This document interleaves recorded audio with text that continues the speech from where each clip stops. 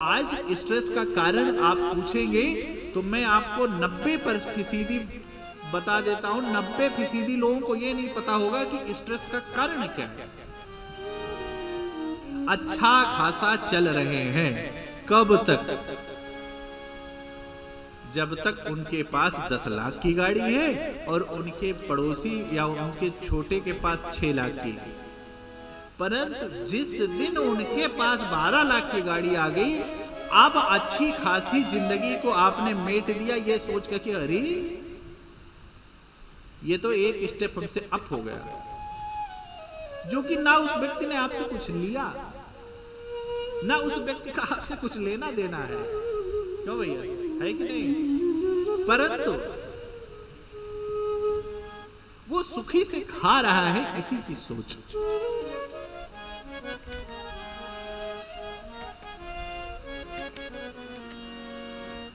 और भैया इस प्रकार के जीव को भोगी कहा गया है। किस प्रकार के?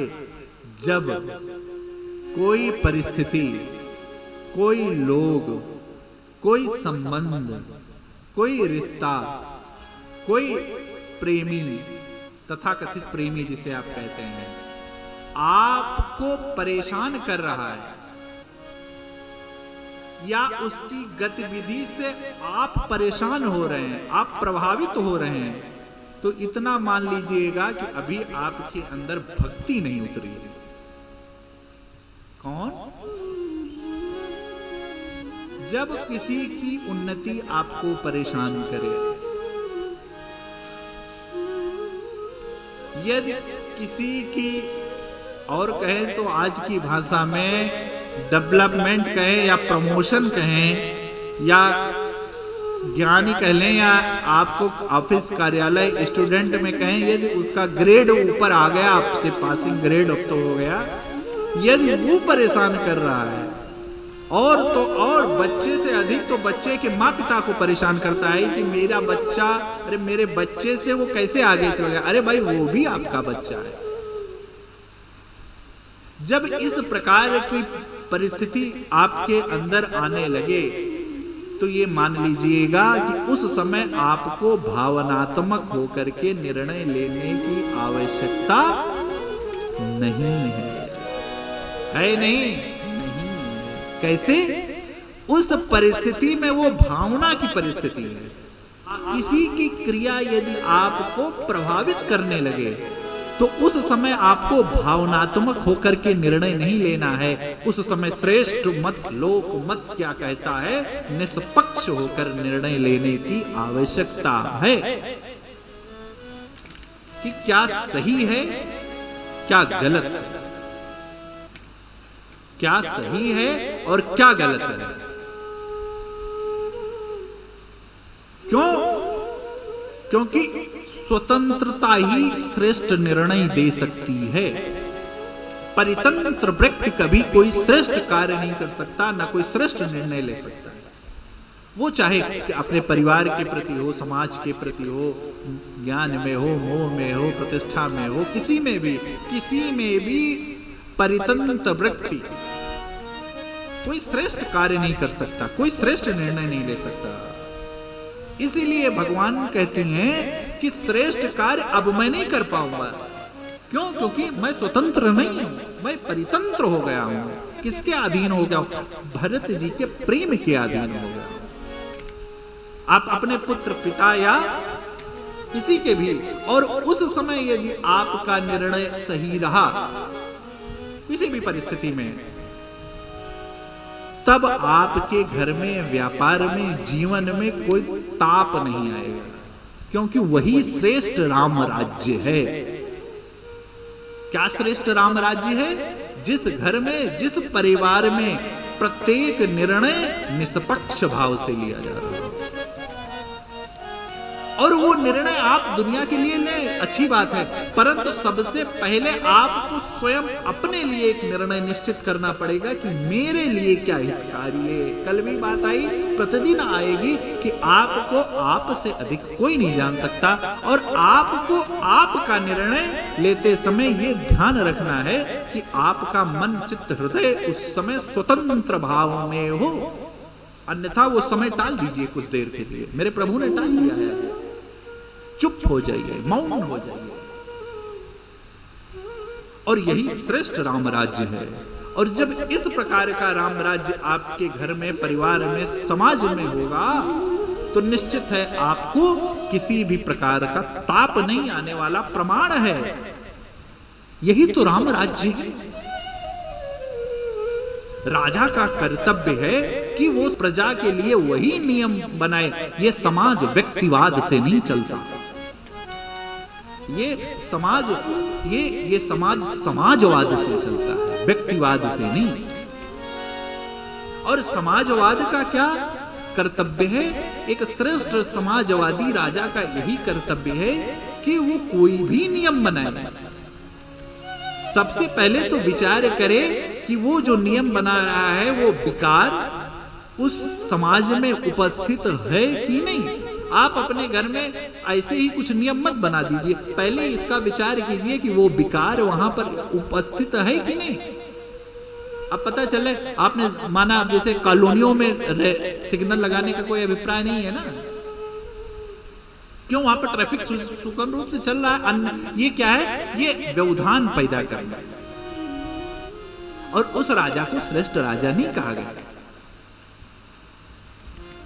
आप सबसे पहले निर्णय लेने से पहले ये निश्चित कीजिए कि वो विकार वहां पर है कि नहीं। किसी को चोर कहने से पहले, कपटी कहने से पहले उसके इतिहास के बारे में भी थोड़ा ध्यान दें। उसके जब आप 2-4 साल 10 साल उसके साथ रहे हो तो उसके बारे में चिंतन कर लीजिए कि इस 2-4 साल में उसने किसी के साथ कपट किया क्या, और जब किसी के साथ नहीं किया तो मेरे साथ क्यों करेगा। परिस्थिति वसात किसी की समस्या हो सकती है, परिस्थिति वसात कुछ कालिक समय के लिए परेशान हर कोई होता है, परंतु निर्णय लेते समय किसी को भी आरोपित करते समय इसका विशेष ध्यान दें। यही श्रेष्ठ राम राज्य है। समाज व्यक्तिवाद से नहीं चलता। आप अपना निर्णय थोपे नहीं किसी पर। और इस प्रकार के लोग, इस प्रकार के राज्य को, परिवार को, समाज को ही राम राज्य कहा गया है। और इन प्रकार से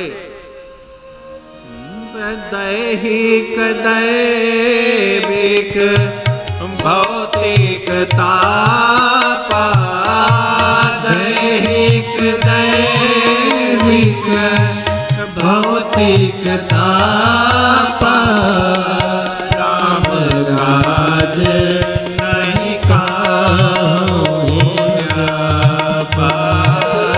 राम राज नहीं काऊंगा। सब नर कराही, सब नर कराही, परस्पर प्रीति, सब नर कराही, परस्पर प्रीति, चलहि स्वधर्म निरत शोधनी, चलहि स्वधर्म सुरत शोधनी। सब नर कराही, परस्पर प्रीति, और चलहि सुधर। देखिए, धर्म ही हमारा आपका आश्रय है, क्योंकि धर्मात्मा ही प्रीति की भैया बात कर सकता है। धर्मात्मा ही के पास एक ऐसा गुण है जिससे आपको शांति प्राप्त होगी। देखिए, धर्म क्या है, स्वधर्म क्या है। एक आज जो एक कहें तो दो अवस्थाएं हैं जीव की। एक अवस्था का नाम है क्या हो रहा है, क्या हो रहा है, और दूसरी अवस्था का नाम है क्या होना चाहिए। दो अवस्थाएं हैं, एक क्या हो रहा है और दूसरी क्या होना चाहिए। क्या हो रहा है वो वेश और परिवेश के अनुसार परिवर्तनशील होता है। आज जो हो रहा है, पहले महिलाएं साड़ी पहनती थी, आपकी ले लें, धीरे धीरे सूट पर आया। ये क्या है, युग एवं परिवेश के अनुसार परिवर्तित होता रहता है। किसके अनुसार, युग एवं परिवेश के अनुसार परिवर्तित होता रहता है। अब कहां से कहां पहुंच गई महिलाएं, हमारे भैया भी लोग क्या कहें। तो परंतु क्या होना चाहिए ये हमारे शास्त्रों में लिखा है, और हमारा शास्त्र अपरिवर्तनीय है। ये हजारों युगों पहले भी था, आज भी है, कल भी रहेगा। और क्या होना चाहिए यही श्रेष्ठ धर्म है। ये बात अलग है कि दोनों की अपनी उपयोगिताएं हैं। देखिए, शास्त्र की शिक्षा और वर्तमान के अनुभवों, ये दोनों आवश्यक हैं।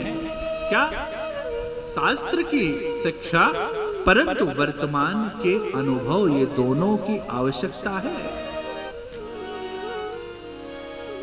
क्यों? क्योंकि शास्त्र हमको स्वतंत्र के लिए कहता है, स्वतंत्र होकर ही हम श्रेष्ठ निर्णय ले सकते हैं, कहता है। अब परंतु अब आज भौतिक दृष्टि में फ्रीडम ऑफ एक्सप्रेशन के नाम पर क्या हो रहा है। स्वतंत्रता अच्छी है परंतु विकार ना लाए, इसीलिए श्रेष्ठ नियम है, श्रेष्ठ साधन है। ये ग्रंथ, पंथ, इतिहास, संविधान इसीलिए तो बनाया गया है। किस लिए बनाया गया है? कि हम उतना ही ये नियम करें। जैसे आपने किसी की हत्या कर दी, अब आप कहें मैं तो स्वतंत्र हूं, मैंने हत्या कर दी, ये नहीं चलेगा। मैं स्वतंत्र हूं, किसी को कुछ कह दिया, ये नहीं चलेगा। इसीलिए क्या होना चाहिए, ये होना चाहिए, इस पर विचार करना चाहिए। तो क्या होना चाहिए का कहां से इसका ज्ञान प्राप्त होगा? जब हम ग्रंथों, संविधानों और शास्त्र और कानून के अनुसार अपना आचरण करेंगे। आज देश की परिस्थिति क्या हो गई है, आपने विचार किया? क्या जो जेल में बैठे हैं वो अनपढ़ हैं क्या? हमसे आपसे अधिक बुद्धिमान हैं, परंतु क्या किया उन्होंने? क्या होना चाहिए उस पर विचार नहीं किया। उन्होंने अपने निहित शक्ति का सही उपयोग नहीं किया, उन्होंने स्वाध्याय नहीं किया, उन्होंने स्वधर्म पर मार्ग पर चलने की शिक्षा जहां प्राप्त होती है उस स्थान पर नहीं गए, उस स्थान का चयन नहीं किया और परिणाम भुगत रहे। श्रेष्ठ लीडर वही है भैया जो अकेले निर्णय न ले। क्या होना चाहिए, शास्त्र क्या कहता है, ग्रंथ क्या कहता है, श्रेष्ठ क्या कहते हैं, इन सब पर विचार कर एक सामूहिक निर्णय ले, चाहे वो कितना भी बलवान क्यों ना हो, कितना भी बलवान क्यों ना हो। अरे मेरे प्रभु श्रेष्ठ निर्णय नहीं लिए। पूछते हैं विभीषण जी से कि अब बताइए क्या कार्य योजना बनाई जाए। सुन कपीसर कापति वीरा के विधि जलधि गंभीरा के विधि जलधि गंभीरा संकुल मकर उरग जस जाति संकुल मकर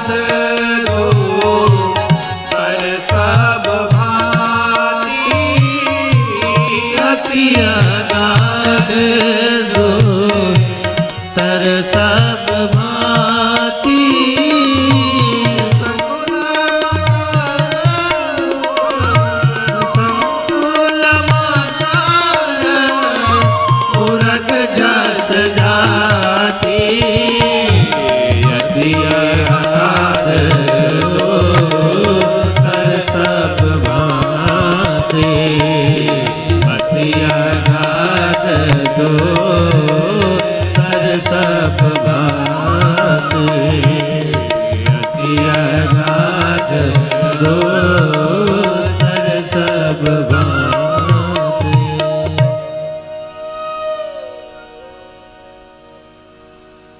किस प्रकार पार जाया। अच्छा देखिए, एक बात और इसके नीचे की शिक्षा योग्य है कि कोई यदि आप किसी से ओपिनियन कह लें, यदि आप लेते हैं तो इसका ऐसा नहीं है कि आपको अपने मन की ही करनी है, सिर्फ दिखाने के लिए ले ले, ऐसा नहीं है।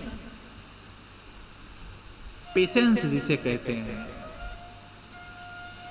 आपके अंदर शील होना चाहिए, पेशेंस होना चाहिए। और मेरे प्रभु कहते हैं विनय न मानत जड़त जल, और प्रभु गए 3 दिन वे, और बोले राम सको तब भय बिनो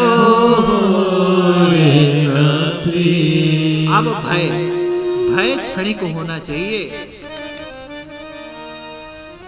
ये चौपाई भी लोग अनेकों प्रकार से गाते हैं कि हम भय तो दिखाना ही पड़ेगा, कलयुग चल रहा है महाराज जी। अच्छा, मेरे प्रभु ने भय बहुत सब समय तक नहीं दिखाई।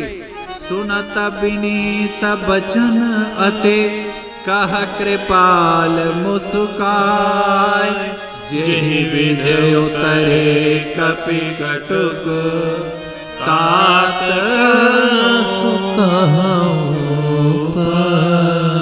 वो उपाय कहिए कौन, जिनको कह रहे हैं भय बिन होए न प्रीति, उसको कह रहे हैं तात संबोधन कर रहे हैं। और तात संबोधन कर कर कितनी विनय पूर्वक निवेदन कर रहे हैं कि प्रभु वो उपाय बताइए, क्या कैसा उपाय जिससे प्रभु हम पार जा सके। श्रेष्ठ लीडर के गुण है भगवान राम का राज्य आधुनिकवाद से ओतप्रोत था। जो लोग कहते हैं ना कि भगवान धर्म, ये तो पुराने जमाने के। भैया मेरे राम का चरित्र, मेरे प्रभु का चरित्र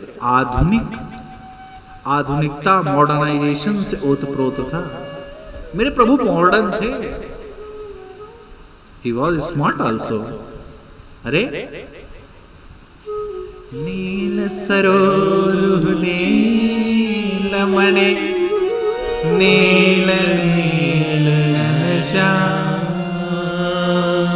लाजहि तनु शोभा निरखी, कोटि कोटि सत्कार। और ऐसे प्रभु को भैया हम नहीं बसते। और भैया ये सब संकेत कब पढ़ पाएंगे, जब आप चित्त के संकेतों को समझ पाएंगे। किसके चित्त के? दूसरे के चित्त के नहीं, आपको अपने चित्त के संकेतों को समझना है, दूसरे के चित्त के नहीं। आज हम दूसरे के चित्त को संकेतों को समझने का प्रयास करते हैं। भैया हर व्यक्ति अपनी क्षमता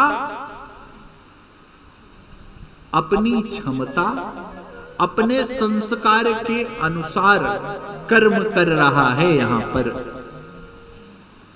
बस श्रेष्ठ कौन हो गया उसमें फिर, जब सब कर्म कर रहे हैं तो जी कौन श्रेष्ठ हो गया?